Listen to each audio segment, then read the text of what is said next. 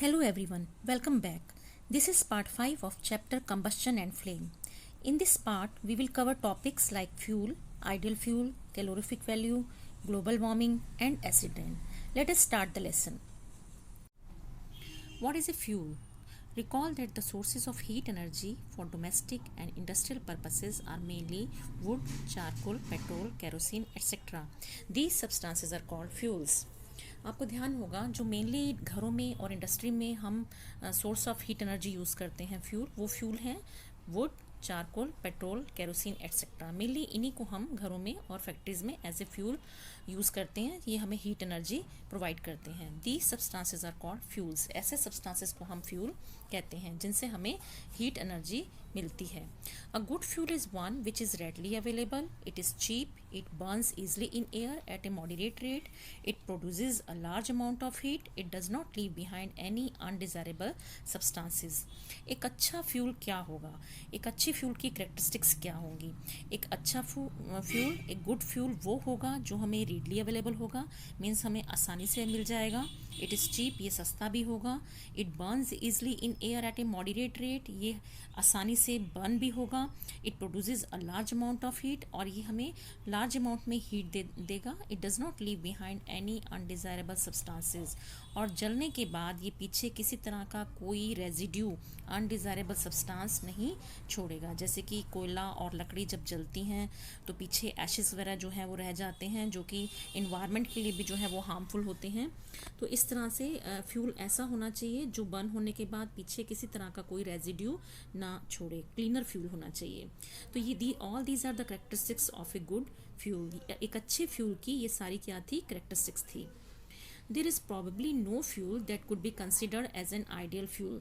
शायद ऐसा कोई भी फ्यूल नहीं होगा जिसे हम आइडियल फ्यूल कह सकते हैं, क्योंकि ये सारी करेक्टरिस्टिक्स जो हैं वो हमें एक फ्यूल के अंदर नहीं मिलती हैं। We should look for a fuel which fulfils most of the requirements for a particular use. हमें एक ऐसा फ्यूल देखना चाहिए जिसमें ज़्यादातर ये रिक्वायरमेंट्स हों, लेकिन सारी रिक्वायरमेंट्स जो हैं वो हमें एक ही फ्यूल में नहीं मिलती हैं। Fuels differ in their cost. हर फ्यूल जो है उसकी कीमत भी अलग अलग होती है। Some fuels are cheaper than others. कुछ फ्यूल्स सस्ते होते हैं और कुछ फ्यूल्स महंगे होते हैं।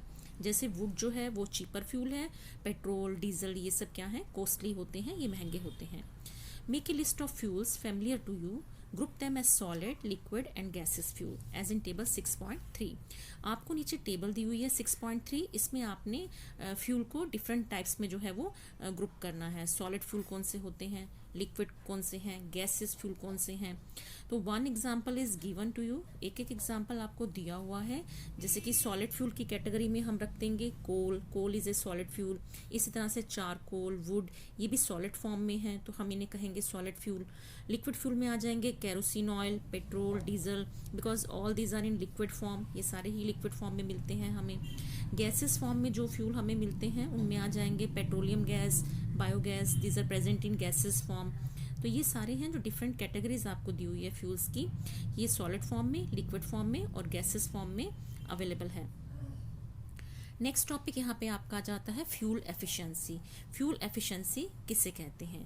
फ्यूल एफिशिएंसी का मतलब है कौन सा फ्यूल जो है वो कितना एफिशिएंट है, मीन्स वो कितनी ज़्यादा हीट एनर्जी हमें देता है। तो जो फ्यूल हमें जितनी हीट एनर्जी प्रोवाइड करेगा उस फ्यूल को हम कहेंगे वो उतना ही एफिशिएंट है।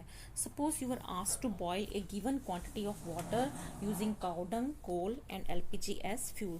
सपोज हमें कहा जाता है कि आपने कुछ, आपको अमाउंट जो है वो वाटर का दिया हुआ है, आपने उसको बॉयल करना है, और बॉयल करने के लिए आपको 3 तरह के फ्यूल दिए हुए हैं। एक दिया हुआ है काउ डंग, दूसरा दिया हुआ है आपको कोल, और तीसरा आपको दिया हुआ है एलपीजी। तो आपसे ये क्वेश्चन पुट किया जा रहा है कि आप किस फ्यूल को यूज़ करना प्रेफर करेंगे। आप काउ डंग, वाटर बॉयल करने के लिए आप इनमें से कौन सा फ्यूल जो है वो यूज़ करना प्रेफर करेंगे? आप काउ डंग यूज़ करेंगे, कोल यूज़ करेंगे या एलपीजी यूज़ करेंगे? Give your reason. आपने रीज़न भी बताना है कि इन तीनों में से आप जो भी फ्यूल यूज़ कर रहे हैं वो आप क्यों यूज़ कर रहे हैं, उसका रीज़न क्या है। तो मुझे तो लगता है आगे आपको बताया हुआ है, you may take the help of your parents, आप अपने पेरेंट्स की भी हेल्प ले सकते हैं। तो मुझे लगता है कि अगर मुझे यूज़ करना हो इन तीनों में से, तो मैं इन तीनों में से एलपीजी को यूज़ करूँगी। क्यों? क्योंकि एलपीजी जो है वो लिक्विफाइड पेट्रोलियम गैस है, वो क्लीनर फ्यूल है, उससे किसी तरह का कोई पॉल्यूशन जो है वो नहीं होता। एलपीजी के बर्न होने पर किसी तरह का कोई स्मोक नहीं होता, कोई एशेस नहीं बचते हैं, जिससे इन्वायरमेंट को भी किसी तरह का हार्म नहीं है, इवन हमारी हेल्थ को भी किसी तरह का कोई हार्म नहीं होता। इसलिए I will prefer using LPG as a fuel. तो आप भी अपनी चॉइस बता सकते हैं विद रीज़न। नेक्स्ट आपसे यहाँ पे बताया गया है, do these 3 fuels produce the same amount of heat. क्या ये तीनों फ्यूल एक ही जो हीट प्रोड्यूस करेंगे, क्या वो सेम अमाउंट में प्रोड्यूस करेंगे? नो। जो फ्यूल्स हैं उनका हीट जो है, एनर्जी वो जो देते हैं वो डिफरेंट होता है। डिफरेंट फ्यूल्स की हीट एनर्जी जो है, जो हमें मिलती है, वो डिफरेंट होती है। तो ये तीनों की ही जो हीट एनर्जी होगी वो डिफरेंट होगी। The amount of heat energy produced on complete combustion of 1 kg of a fuel is called its calorific value. तो यहाँ पे एक डेफिनेशन आ गई है कैलोरीफिक वैल्यू की, कि कैलोरीफिक वैल्यू क्या होती है। तो कैलोरीफिक वैल्यू जो है वो heat amount of heat energy है। कि सपोज हम 1 kg फ्यूल को बर्न करते हैं, उसको बर्न कर कंप्लीट कंबस्शन करते हैं। जब हम 1 kg फ्यूल का कंप्लीट कंबस्शन करते हैं, पूरी तरह से वो बर्न होता है, और वो जितने amount of heat energy produce करता है, उस अमाउंट ऑफ हीट एनर्जी को हम बोलते हैं कैलोरीफिक वैल्यू। मीन्स सपोज हमने 1 kg ऑफ कोल लिया है, उसको हम पूरी तरह से उसका कंप्लीट कंबस्शन होने पर जितने amount of heat energy produce होगी, उसे हम कहेंगे calorific value of that fuel. तो कैलोरीफिक वैल्यू को हम यूनिट से एक्सप्रेस करते हैं। इसको एक्सप्रेस करने का यूनिट है किलो जूल पर केजी। तो इस यूनिट में हम कैलोरीफिक वैल्यू को एक्सप्रेस करते हैं। नेक्स्ट टेबल 6.4 में आपको बताया गया है, डिफरेंट आपको दी हुई है different calorific values of different fuels. तो यहाँ पे डिफरेंट टाइप्स के फ्यूल्स जो हैं वो आपको दिए हुए हैं, और साथ ही में उनकी कैलोरीफिक वैल्यू भी आपको बताई हुई है। जिस फ्यूल की कैलोरीफिक वैल्यू जितनी ज़्यादा होगी, वो फ्यूल उतना ही बेटर फ्यूल होगा। आप देख रहे हैं यहाँ आपको काऊ डंग की कैलोरीफिक वैल्यू दी हुई है 6000 टू 8000, आपको कोल की दी हुई है 25,000 टू 33,000, एलपीजी की 55,000। तो जिसकी कैलोरीफिक वैल्यू जितनी ज़्यादा है, वो फ्यूल उतना ही बेटर होगा। हाइड्रोजन की सबसे ज़्यादा है कैलोरीफिक वैल्यू, यहाँ पे सबसे ज़्यादा कैलोरीफिक वैल्यू किस फ्यूल की है? हाइड्रोजन की। तो इस तरह से ये कैलोरीफिक वैल्यू जो है वो आपको इस टेबल में बताई गई हैं। नेक्स्ट आपका टॉपिक आ जाता है, burning of fuels leads to harmful products. जब भी हम किसी फ्यूल को जलाते हैं तो हार्मफुल प्रोडक्ट्स जो है वो प्रोड्यूस होते हैं। The increasing fuel consumption has harmful effects on the environment. जितना ज़्यादा हम फ्यूल जो है वो यूज़ करेंगे, उतने ही इन्वायरमेंट पे इसके क्या होंगे? हार्मफुल इफेक्ट जो है वो होंगे। फर्स्ट पॉइंट आपको यहाँ पे दिया हुआ है, carbon fuels like wood, coal, petroleum release unburned carbon particles. Carbon वाले जो फ्यूल हैं जिनमें कार्बन होती है, जैसे कि लकड़ी, कोयला, पेट्रोलियम, ये इनमें कार्बन होती है। तो जब ये जलते हैं तो इनके जो कार्बन के पार्टिकल्स होते हैं वो कुछ अनबर्न्ड रह जाते हैं due to limited supply of oxygen. अगर इस ऑक्सीजन की पूरी सप्लाई ना मिल पाए तो कुछ कार्बन के पार्टिकल्स जो हैं वो अनबर्न्ड रह जाते हैं। These fine particles are dangerous pollutants causing respiratory diseases such as asthma. तो ये जो फाइन पार्टिकल्स होते हैं कार्बन के, ये बहुत ही खतरनाक पॉल्यूटेंट्स होते हैं, और इनसे रेस्पिरेटरी बीमारियां हो सकती हैं, जैसे कि अस्थमा। आपने सुना होगा अस्थमा के बारे में। It is A respiratory disease जिसमें सांस लेने में जो है वो प्रॉब्लम हो जाती है। सेकेंड पॉइंट आपको इसमें दिया हुआ है, incomplete combustion of these fuels give carbon monoxide gas. अगर ये फ्यूल पूरी तरह से जो है वो बर्न ना हो, इनकी इनकम्प्लीट कंबस्शन हो, कई बार क्या होता है ऑक्सीजन की सप्लाई जो है वो प्रॉपर ना होने की वजह से फ्यूल्स जो है वो पूरी तरह से कंप्लीटली जो है वो बर्न नहीं होते हैं, और उनमें इनकम्प्लीट कंबस्शन हो जाती है, जिसकी वजह से कार्बन डाइऑक्साइड ना बन के कार्बन मोनोऑक्साइड गैस जो है वो बनने लगती है। और कार्बन मोनोऑक्साइड जो गैस है, it is a very poisonous gas, it is dangerous to burn coal in a close room. Carbon monoxide जब प्रोड्यूस होती है तो ये बहुत ही खतरनाक गैस है। सपोज अगर कोयला हम किसी बंद रूम में जला रहे हैं तो नेचुरली वहाँ पे ऑक्सीजन की सप्लाई क्या हो जाएगी? कम हो जाएगी। ऐसे में जो गैस प्रोड्यूस होगी वो कार्बन मोनोऑक्साइड गैस प्रोड्यूस होगी, और क्योंकि carbon monoxide gas poisonous gas है, तो जो अगर उस रूम में कोई पर्सन सो रहे हैं तो उनकी डेथ भी हो सकती है। आपने न्यूज़पेपर में इस तरह की न्यूज़ सुनी होंगी कि वो रात को अंगीठी जला के जो है वो सो गए और सुबह जो है वो मतलब डेड मिले। तो इस तरह की न्यूज़ जो है वो न्यूज़पेपर में आती रहती हैं। तो हमें कभी भी बंद कमरे में अंगीठी जला के या कोयला जला के नहीं सोना चाहिए, तो क्योंकि कार्बन मोनोऑक्साइड गैस प्रोड्यूस होती है और it is very poisonous gas. अब यहाँ पे बूजो कह रहा है, oh so that is why we are advise never to sleep in a room with burning or smouldering coal fire in it. कभी भी हमें उस कमरे में नहीं सोना चाहिए जिसमें कोयला जल रहा है या सुलग रहा है, जैसे कि अंगीठी जला के लोग सो जाते हैं। तो इस तरह से कभी भी हमें रूम को बंद करके अंगीठी जला के नहीं सोना चाहिए, ये खतरनाक है। नेक्स्ट पॉइंट आपको यहाँ पे दिया हुआ है, combustion of most fuels releases carbon dioxide in the environment. जब भी ज़्यादातर फ्यूल्स जो बर्न होते हैं तो CO2 जो है वो इन्वायरमेंट में प्रोड्यूस होती है। अगर CO2 की कंसंट्रेशन बढ़ जाए तो क्या होगा, ग्लोबल वार्मिंग हो जाएगी। तो increased concentration of carbon dioxide in the air is believe to cause global warming. अगर कार्बन डाइऑक्साइड की कंसंट्रेशन जो है वो बढ़ जाती है तो it leads to global warming. अब ग्लोबल वार्मिंग क्या होती है? Global warming is the rise in temperature of the atmosphere of the earth. Global warming से क्या होता है कि अर्थ का जो टेम्परेचर है वो इंक्रीज हो जाता है।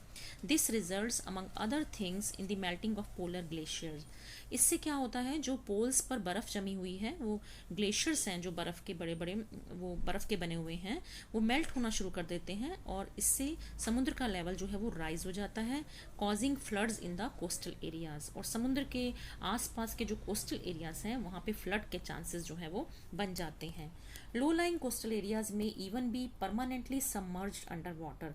और जो कोस्टल एरियाज थोड़े नीचे की तरफ हैं तो वो तो परमानेंटली ही पानी में सबमर्ज हो जाते हैं, डूब जाते हैं। तो परमानेंटली ही वो पानी में डूब जाते हैं बिकॉज ऑफ ग्लोबल वार्मिंग। तो these are the some effects of global warming.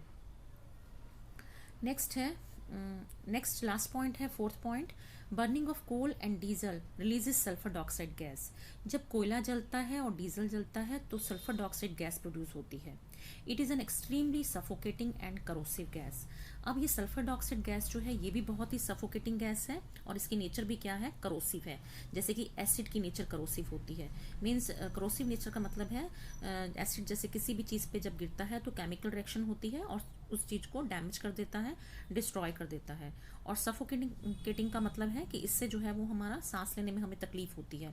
Means अगर हम सल्फर डाइऑक्साइड गैस जहाँ पे प्रोड्यूस हो रही है हमें वहाँ पे हम इनहेल नहीं कर पाएंगे, हमें कफिंग होगी, हमें चोकिंग फील होगी और सांस लेने में हमें प्रॉब्लम होगी। Moreover petrol engines give of gases oxides of nitrogen. Petrol के इंजन से भी जो है वो जो ऑक्साइड्स निकलते हैं वो नाइट्रोजन के होते हैं, वो नाइट्रोजन के ऑक्साइड्स जो है वो रिलीज करते हैं। तो यही सल्फर और नाइट्रोजन के जो ऑक्साइड्स होते हैं ये रेन वाटर में डिजॉल्व करके एसिड बनाते हैं and such rain is called acid rain.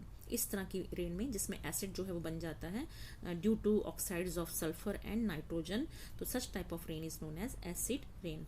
तो यहाँ पे ये डेफिनेशन बन गई है एसिड रेन की, oxides of sulphur and nitrogen जो कि व्हीकल्स के द्वारा प्रोड्यूस हो रहे हैं, एटमॉस्फेयर में आ रहे हैं, तो ये जो है वो रेन वाटर के साथ मिलकर एसिड बना रहे हैं और इसी को हम कह देते हैं acid rain. It is very harmful for crops, buildings and soil. तो आपको मालूम है एसिड जो है वो कितना जो है वो डेंजरस होता है, तो इसका करोसिव नेचर होता है, तो it is very harmful crops के लिए, बिल्डिंग्स के लिए, सॉइल के लिए, ये बहुत ही हार्मफुल है और इसके बारे में आप 7th क्लास में पढ़ चुके हैं। The use of diesel and petrol as fuels in automobiles is being replaced by CNG. आजकल जो है डीजल और पेट्रोल की जगह ऑटोमोबाइल्स में हम CNG यूज़ कर रहे हैं because CNG produces the harmful products in very small amount and it is A cleaner fuel. क्योंकि CNG जो है वो हार्मफुल प्रोडक्ट्स को प्रोड्यूस बहुत ही कम अमाउंट में प्रोड्यूस करती है और CNG एक क्लीनर फ्यूल है।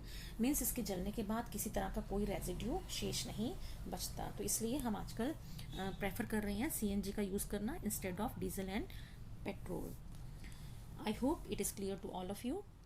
Thank you. Have a nice day.